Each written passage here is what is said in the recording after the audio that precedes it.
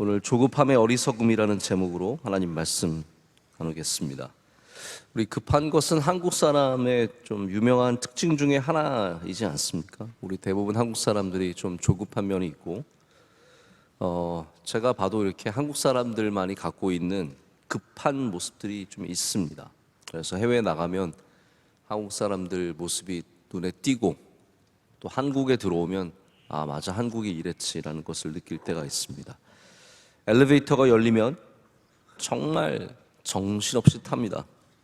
누가 먼저 왔는지 전혀 배려해 주지 않고 뒤에 있던 사람이라도 조급하게 이거 놓치면 안 된다는 마음이죠. 우리나라는 그런 게 있습니다. 이거 놓치면 안 돼. 이거 이번에 안 되면 안 된다는 마음이 있지 않습니까? 컵라면이 보통 3분인데 2분 지나면 다 뚜껑이 엽니다. 3분을 어떻게 기다립니까? 많이 기다려봤자 2분 30초. 자판기에서 커피가 나오고 있는데 그 몇 방울 못 기다려줍니다. 그래서 반드시 나오는 중에 꺼내야 마음이 풀립니다. 또 제가 이제 새벽 예배 때 특별히 많이 느끼는데, 제가 주로 새벽 예배 마지막에 쓰는 이제 단어가 이제 오늘도 뭐 이렇게 하면은 벌써 다 성경책 끝난 줄 알고 성경책 다 덮고 갈 준비를 그렇게 열심히 하세요, 또 다들. 네. 근데 이 정도면 애교고요.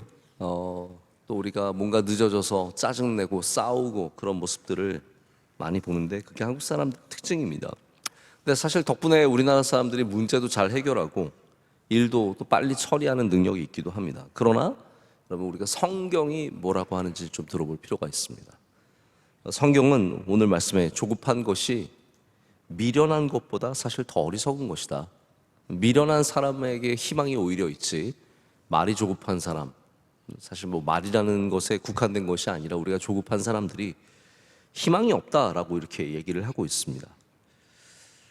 여기 약간 부족해 보여도 뭔가 일을 꾸준하게 천천히 열심히 하는 사람이 있고, 모든 일을 조급하게 처리하려는, 조금이라도 빨리 하려는 사람이 있다면 오히려 그 미련해 보이는 천천히 일하는 사람에게 더 소망이 있다는 말입니다.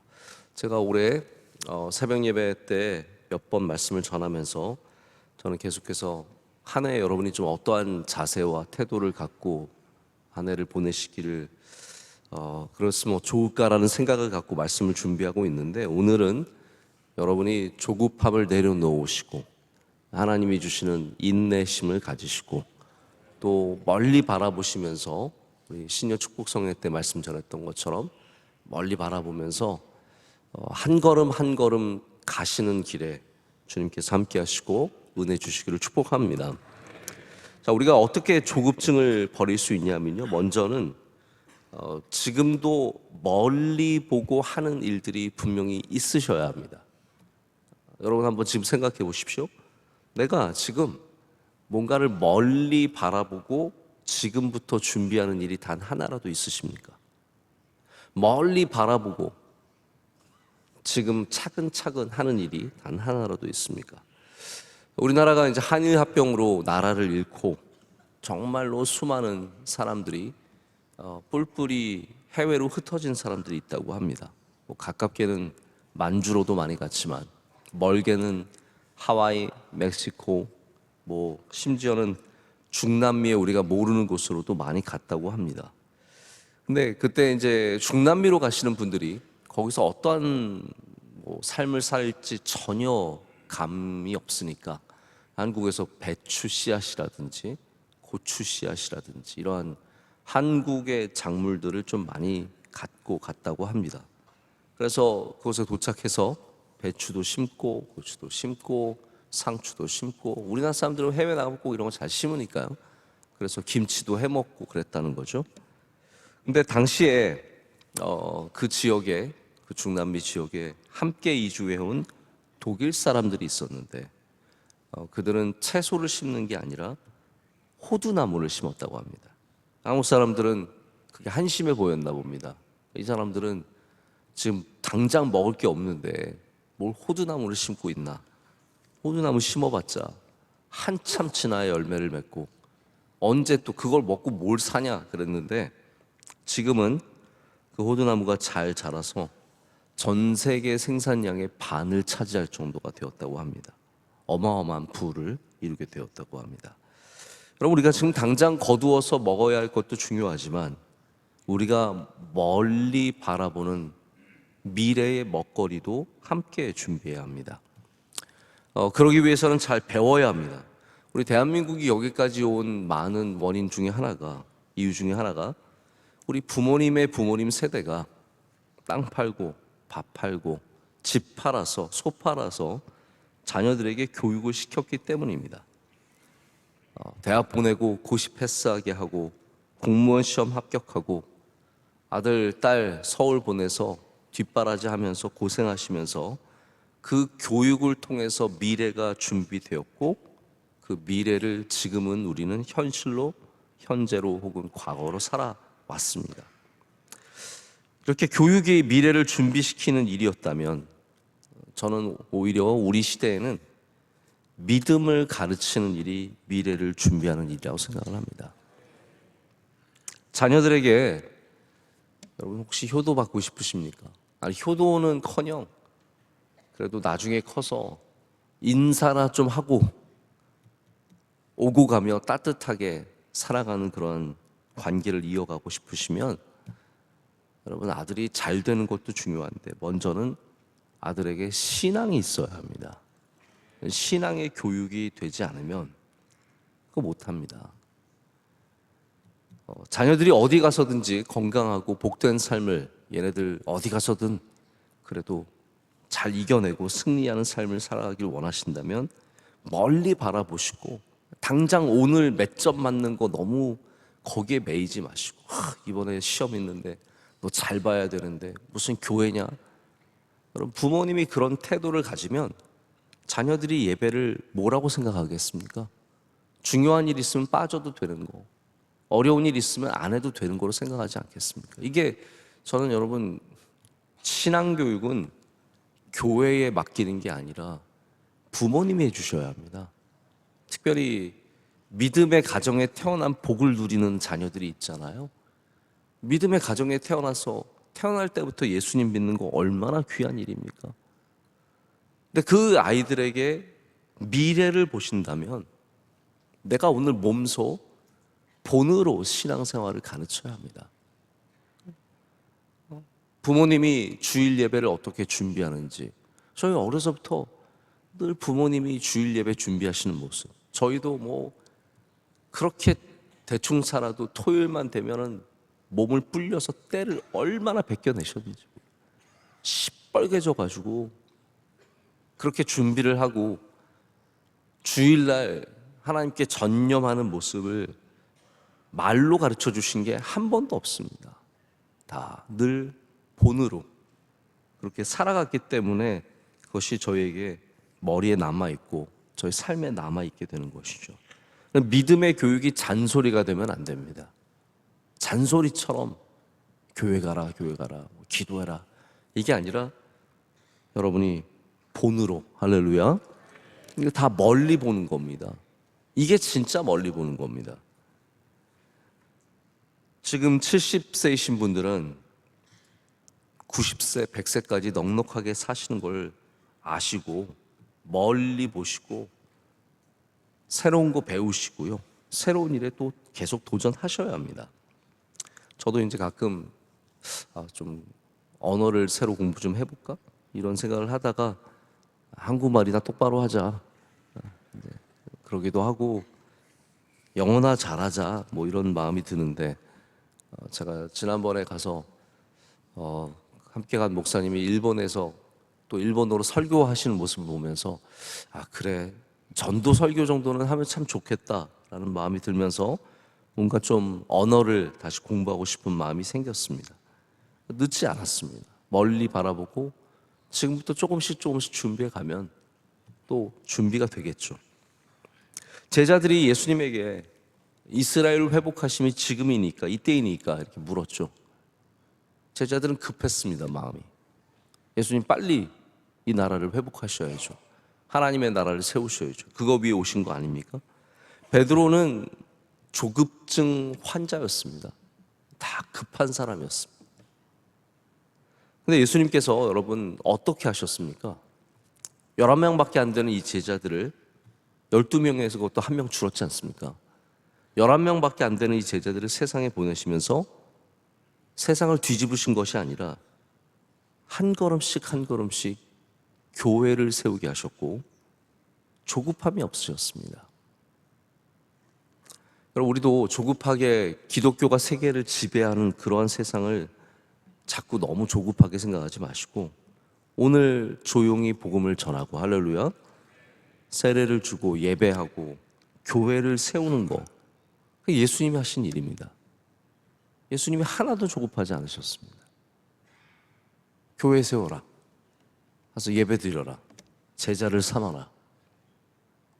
그게 이제 정말로 말하자면 이스라엘을 세우시는 일의 시작이었고, 바로 거기서부터 여기까지 몇 천 년 걸려서 오게 되었습니다. 여러분, 오늘도 우리 마음에 있는 조급한 마음을 좀 내려놓고 오늘도 주님 주신 말씀처럼 한 걸음씩 한 걸음씩 나아가신 여러분 되시길 축복합니다. 두 번째는 우리가 조급하지 않기 위해서 나의 때를 꼭 잘 알아야 합니다. 제가 가끔씩 일하다가 조급증 걸린 분들 보면 마음이 참 안타깝습니다. 제가 볼 때는 좀 더 준비를 해야 될 것 같은데 빨리 내 이름을 떨쳐야 되는 거죠. 목회자 가운데 그런 경우들이 많이 있습니다. 내가 목회를 얼마나 잘하는지. 친구들 보면은 조급한 마음이 생깁니다. 누구는 벌써 담임 목회하고, 누구는 벌써 개척해서 몇 명 모이고, 누구는 능력을 발휘하고 있는데 나 혼자 아무것도 안 하고 있는 것 같으니까 조급한 마음에 뛰쳐나갑니다. 그럼 말려도 소용이 없습니다. 여러분, 중요한 것은 나이가 많으냐 적으냐, 일찍이냐 늦었냐 이런 게 아니라 나의 때인가가 참 중요한 것 같습니다. 내게 주신 때인가. 여러분, 모든 생명체는 다른 때를 갖고 있습니다. 그래서 우리 오래된 말에도 대기만성 있지 않아요? 우리 때가 그 사람은 뒤에 있다라는 거죠. 어떤 버섯은 며칠 만에도 자랍니다. 하루 만에 자라는 버섯도 있고 며칠 만에 맛있게 자라는 버섯도 있지만, 영재버섯 같은 경우에는 제가 잘 몰라도 몇십 년을 크지 않습니까? 몇 년 잘 기르면 열매가 맺혀지는 나무도, 과일나무도 있지만 몇십 년 동안 길러도 열매가 천천히 나오는, 그러나 나중에는 몇백 년 동안 열매를 맺는 나무도 있습니다. 사람마다 받은 훈련의 기간이 다 다릅니다. 모세는 40년 동안 훈련을 받았습니다. 그러면 40년이 정량이냐? 아니라는 거죠. 바울 같은 경우에는 단 몇 년 만에 아라비아 광야에서 하나님 훈련시켜 주시고, 그리고 결국은 구브로로 갔다가 다시 이제 하나님 부르셔서 사용하십니다. 사람마다 다 다른 겁니다. 조급함은 1년을 더 기다리라는 말이 아니라 나에게 주신 때를 기다릴 수 있는 믿음을 가지라는 말이죠.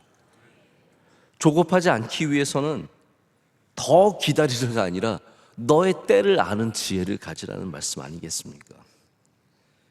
다만 기다리는 동안에 그 기다림이 나를 잡아먹지 않도록, 나 기다리고 있어, 나 기다리고 있어, 이런 생각을 하면 더 조급해질 수밖에 없습니다. 그걸 잊어야 합니다. 나의 때에 대해서 확신을 가지시고 하나님 주신 은혜를 확신하고 그것을 담대함으로 기다릴 수 있는 사람이 조급증이 없는 사람입니다. 저는 아브라함이 솔직히 조급했다고 생각하지 않습니다.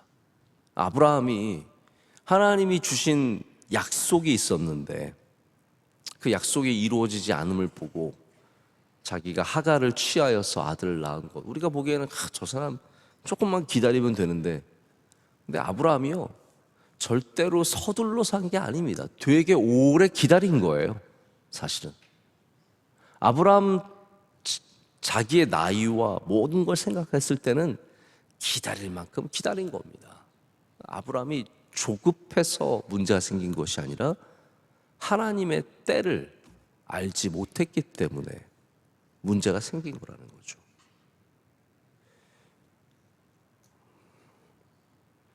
제가 볼 때 자기의 시간을 잘 채운 사람은, 그런 많은 사람들이 성경의 인물 중에 있지만 다윗이 저는 그런 사람이라고 생각을 합니다. 왜냐하면 이거죠.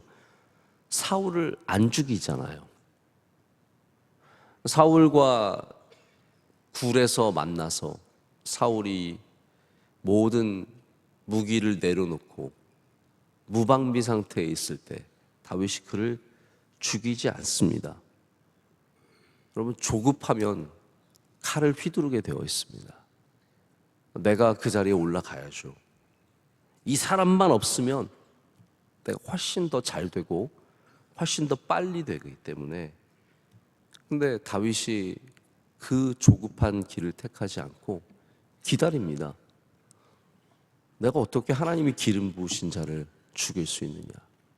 그 믿음으로 하나님의 길을 택해서 하나님의 온전하신 뜻을 따라가기 위해서 빨리가 아니라 하나님을 택하는 겁니다.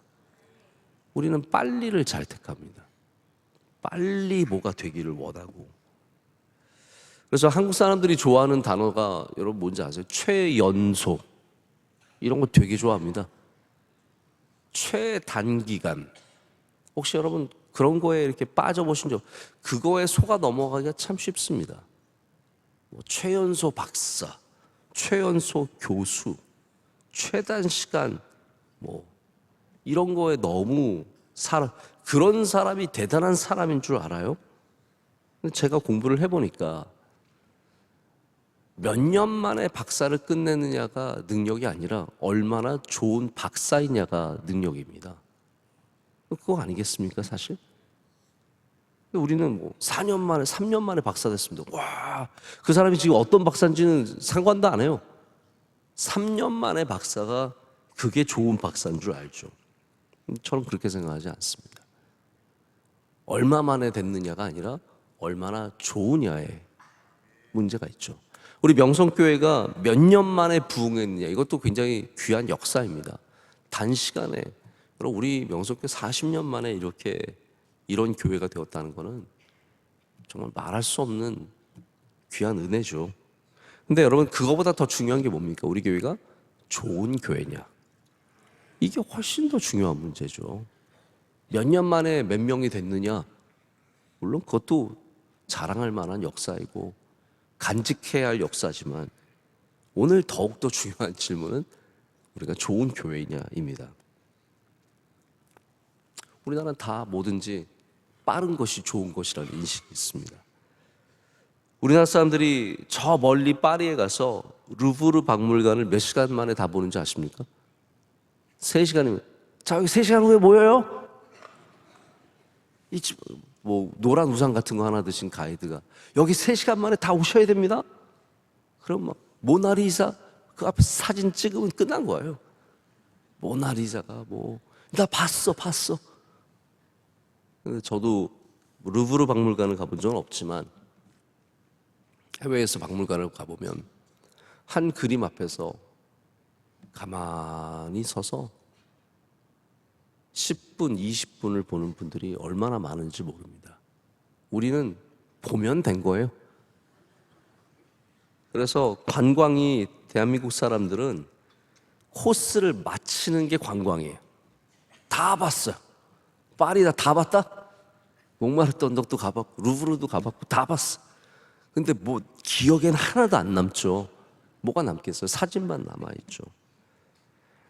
제가 보면 미국 사람들도 훌륭한 관광객들은 아니지만 루브르 박물관 2박 3일, 3박 4일 동안 그냥 한 곳에 가서 계속 보고 또 보고, 그런 데서 사실은 능력이 생깁니다. 예수님께서 조급하게 예루살렘으로 가지 않으셨습니다. 예수님은 기도하셨고, 할렐루야, 기다리셨고, 걸어가셨고, 마지막에 들어가실 때도 급하게 말 타고 들어가지 않으시고 나귀 타고 천천히 들어가셨습니다. 심지어는 사랑하는 친구 나사로가 죽었을 때도 서두르지 않고 천천히 가셨습니다. 우리는 그 예수님의 걸음이 답답해 미치겠습니다. 예수님, 지금요. 예수님, 당장이요. Right now. 우리는 항상 예수님의 걸음에 대해서, 하나님이 일하시는 속도에 대해서 잘 맞지 않습니다. 근데 예수님은 항상 뭔가를 한 걸음씩 한 걸음씩 가셨습니다. 그 예수님 공생에 있는 로망입니다. 얼마나 멋집니까?